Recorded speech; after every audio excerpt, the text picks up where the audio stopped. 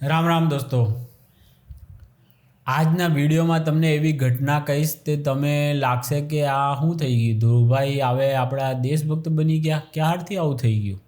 દોસ્તો, આ ધ્રુવ રાઠી પણ દેશભક્ત બની ગયો.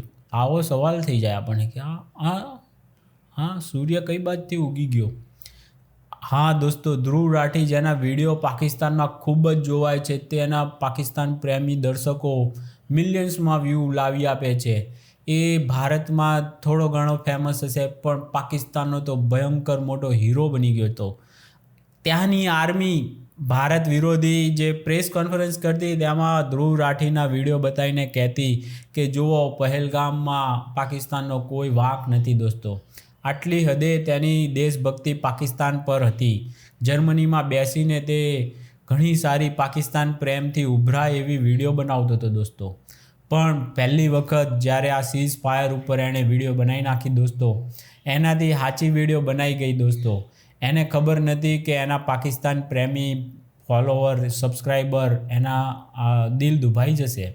તો દોસ્તો, હાલમાં જ એવું વસ્તુ થઈ ગયું અને ત્યાંના પાકિસ્તાનના લોકોએ એટલી બધી અને ગાળો દીધી અને ઘણા બધાએ લખ્યું, ભાઈ તું તો આવો તો નહોતો, અમે તો તને અમારો દોસ્ત માનતા હતા, અમારો હીરો માનતા હતા, હવે તું પણ બદલાઈ ગયો.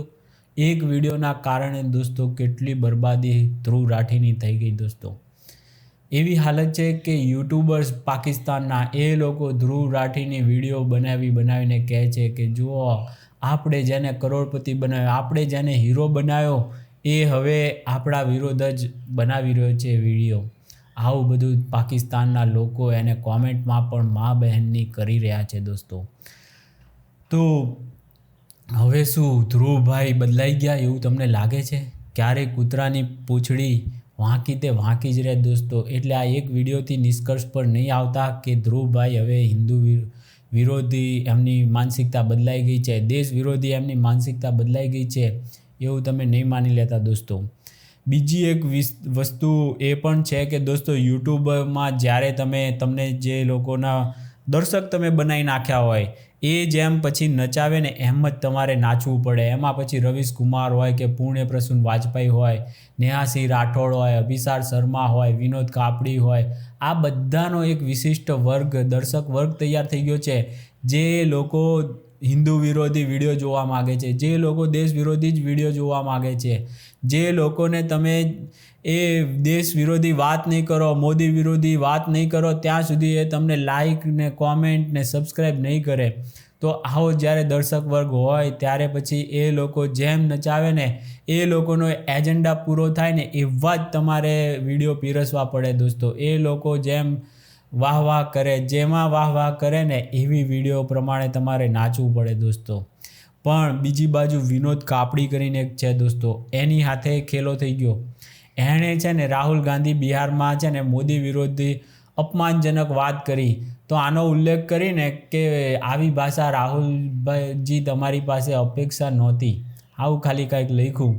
તો દોસ્તો, પછી તો વિનોદ કાપડીની પત્ની ઉપર, બેન, મા, બેન, બધા ઉપર જે પબ્લિક તૂટી પડ્યું કોંગ્રેસી, અને એને મા, બેન હમાની ગાળો દીધી ને જેટલું ના કહેવાનું બધું કહી દીધું. દોસ્તો, કારણ કે તમે રાહુલજી સામે તમે બોલ્યા કેમ?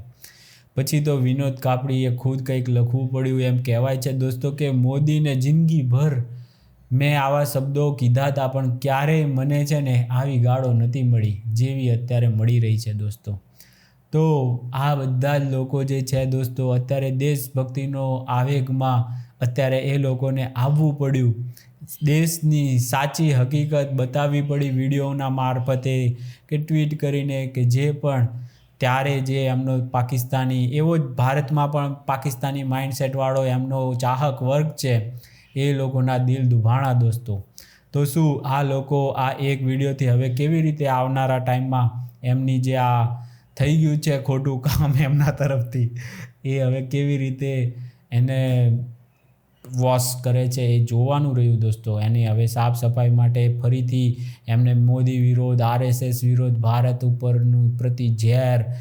ગાઝાનો સમર્થન, ઇઝરાયલને ગાળો, હમાસ ઉપરનું વાહવાહી, આવું બધું ફરીથી એ લોકોને ચાલુ કરવું પડશે. આવા તાજિયા નહીં કૂટે ત્યાં સુધી એમને પાછી લોકચાહના મેળવવી અઘરી પડી જવાની છે દોસ્તો.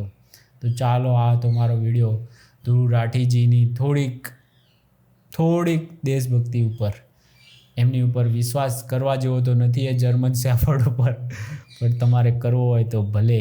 કારણ કે આપિયા અને કોંગ્રેસ, હવે આ બધાના જે અંદર ભારતમાં રહેલું એવો જ તત્વ જે છે એ જ લોકો આ લોકોને સપોર્ટ કરતા હોય છે. બાકી તો કોણ આવી પાર્ટીઓને સપોર્ટ કરે જેની બધી જ રગથી માહિતી હવે તો લોકોને થઈ ગઈ છે.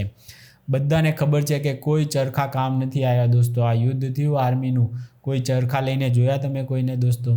કોઈએ લાકડી લઈને જોયા? તો તમને ખબર છે દોસ્તો, દેશભક્તિ માટે કે આર્મીના માટે ચરખા કોઈને કામ નથી આવતા.